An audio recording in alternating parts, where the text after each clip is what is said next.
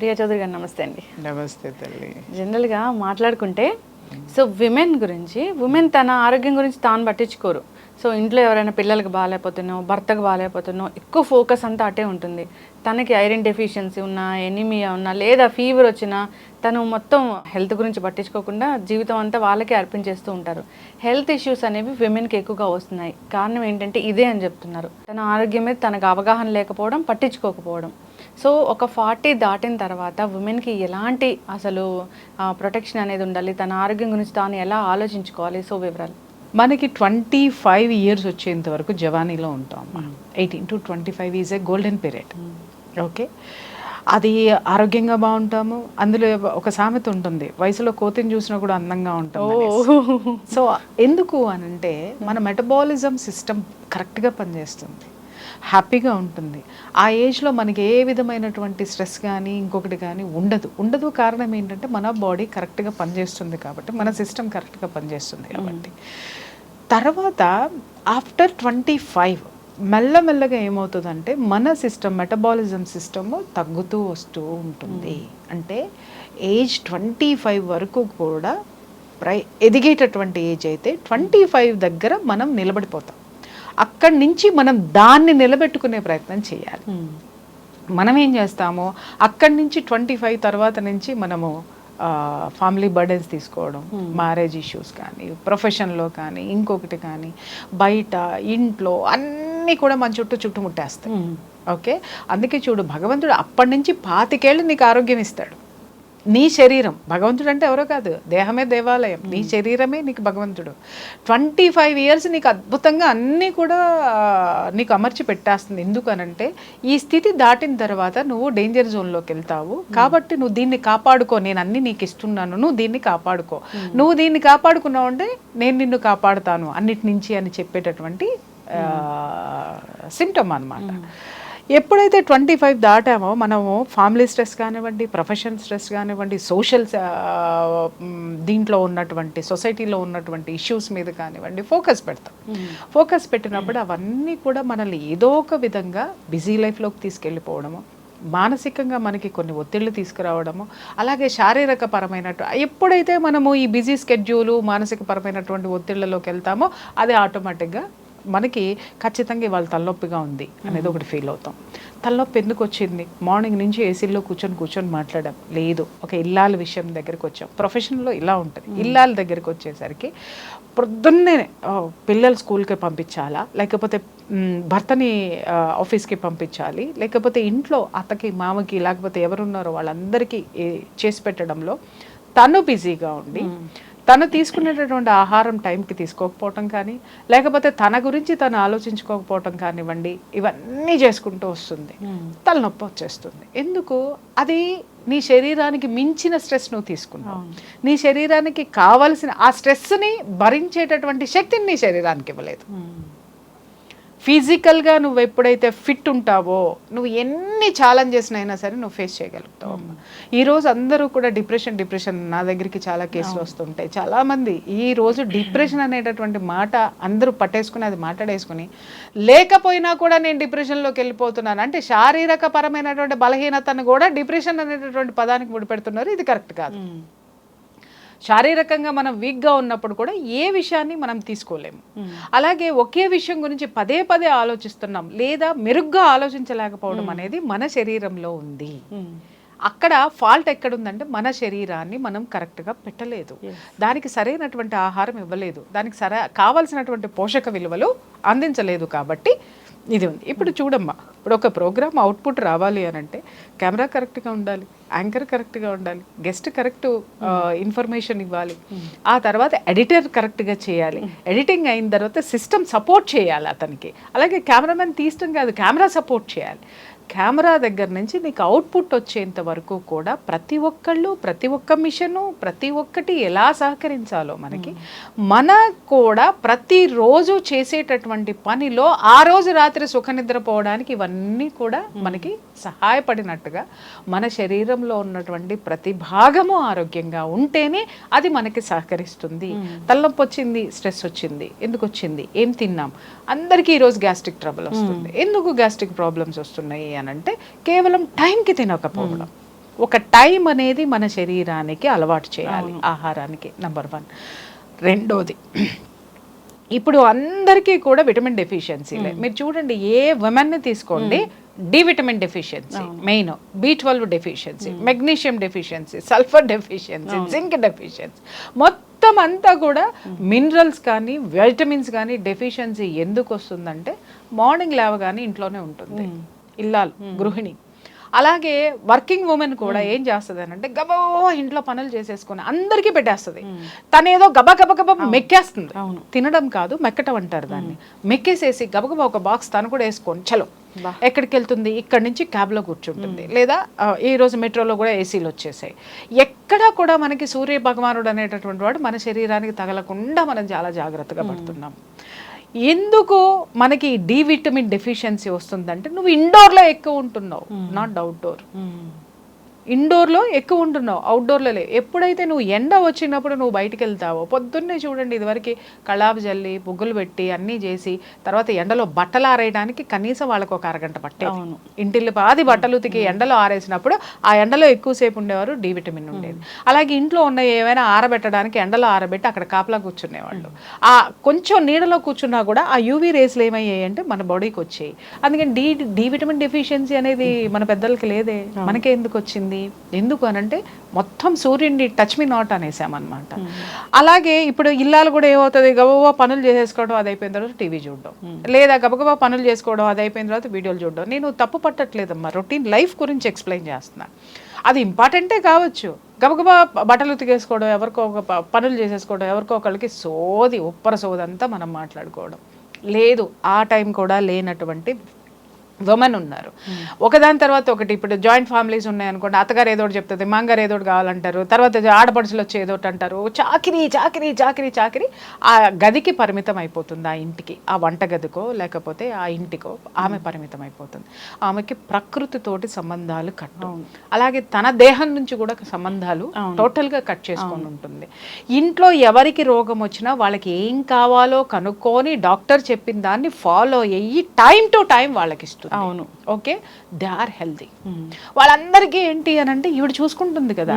ఇంకొకటి ఏంటంటే ఇక్కడ ఫ్యామిలీలో కూడా మనం గమనించాల్సింది ఏంటంటే, ఈమె చాకరీ చేసిన తర్వాత పిల్లలు కానీ భర్త కానీ, ఒకవేళ ఆడపడుచులు అయితే వాళ్ళు కానీ, లేకపోతే మరుదులు బావగారులు అయితే వాళ్ళు కానీ, అత్త కానీ మాంగారు కానీ ఎవ్వరూ కూడా వాళ్ళు కోలుకున్న తర్వాత ఒక చిన్న థ్యాంక్స్ కూడా ఆవిడకి చెప్పరు. ఎగ్జాక్ట్లీ చెప్పరు.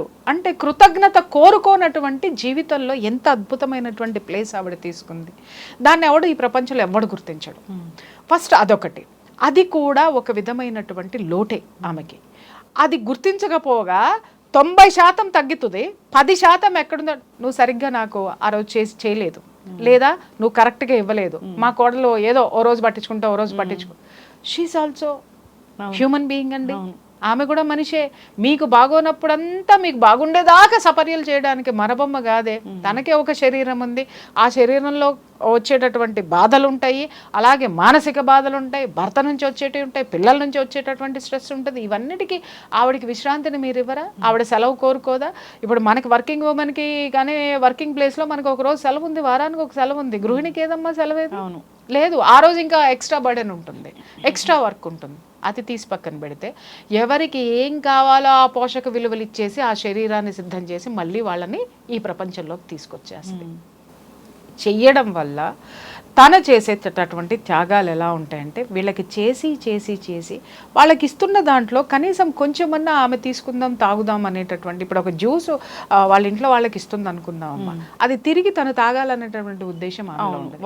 ఇది వాళ్ళకి, తనకి హ్యాపీ ఫీల్ అవుతుంది. ఇది వాళ్ళకి, ఆ ఉద్దేశంతో ఉంటుంది తను. ఇది వాళ్ళకి అంటే వాట్ అబౌట్ యూ? నీకు సరే ఇలా త్యాగం చేసేస్తూ ఉంటుంది. అలాగే అర్ధరాత్రులు అపరాత్రులు అక్కడ ఇంట్లో ఎంతమంది పిల్లలు ఉన్నారో భర్త యొక్క టెన్షన్లో, అత్తమామల యొక్క టెన్షన్లో, ఈమె పుట్టింటి టెన్షన్లో, తర్వాత పిల్లల టెన్షన్లో అన్నీ కలిపి గ్రైండర్లో వేసి మిక్సీలో వేసి ఆవిడ శరీరంలో పోసేసుకుంటుంది. ఆవిడ తాగే జ్యూస్ అదే.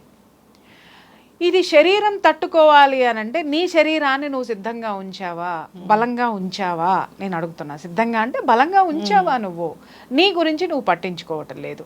ఇంట్లో ఎవరికి వచ్చినా లేదా ఇంటిల్లి పాదికి వచ్చినా కూడా ఒక్క ఇల్లాలు సేవతోటి ఇల్లు మొత్తం కూడా ఆరోగ్యవంతం అవుతుంది.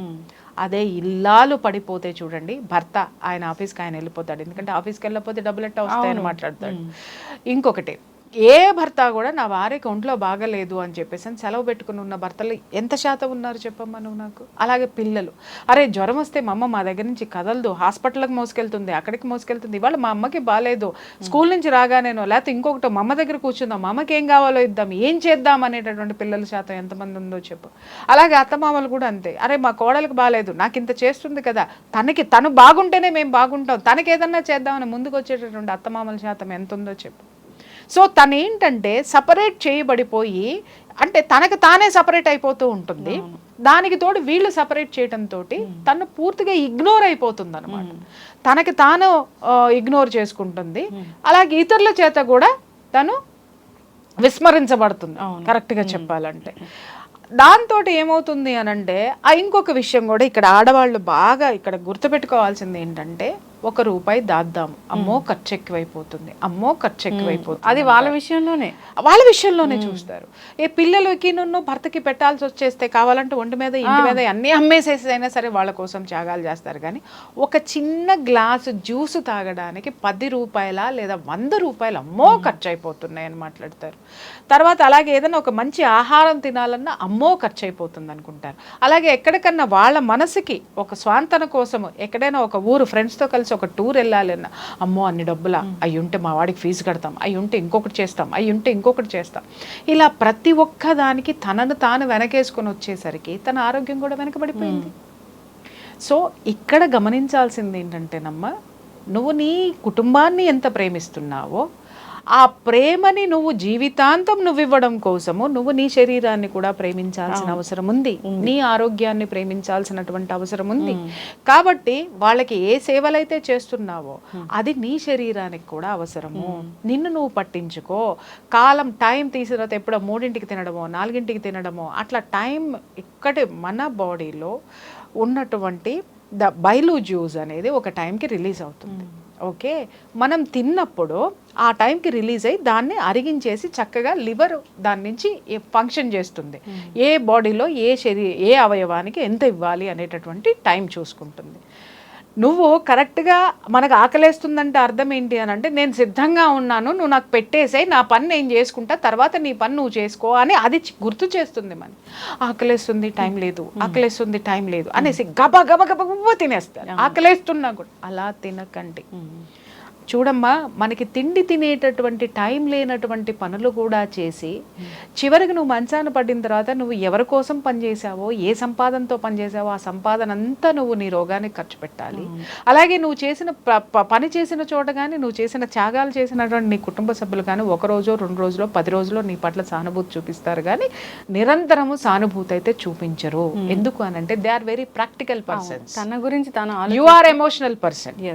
ఓకే, ఆ ఎమోషన్ బాండింగ్ నుంచి బయటికి రండి. ఇప్పుడు ప్రొఫెషన్లో ఉన్నటువంటి ఉమెన్ గురించి మాట్లాడుకుందాం.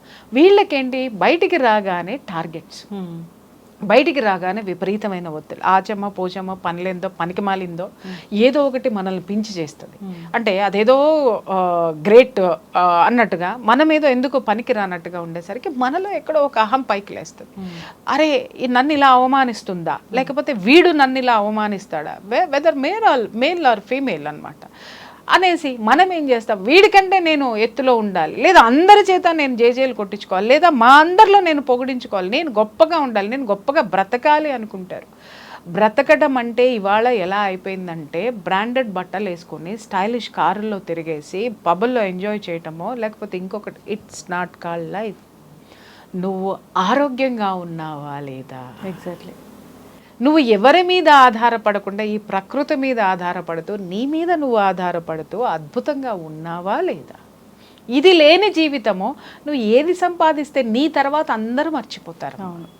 కానీ నువ్వు మొదటి నుంచి మర్చిపోయిన నీ శరీరమే నువ్వు చచ్చేదాకా ఉంటుంది, గుర్తుపెట్టుకో. మనం చచ్చేంత వరకు ఉండేది మన శరీరం మాత్రమే.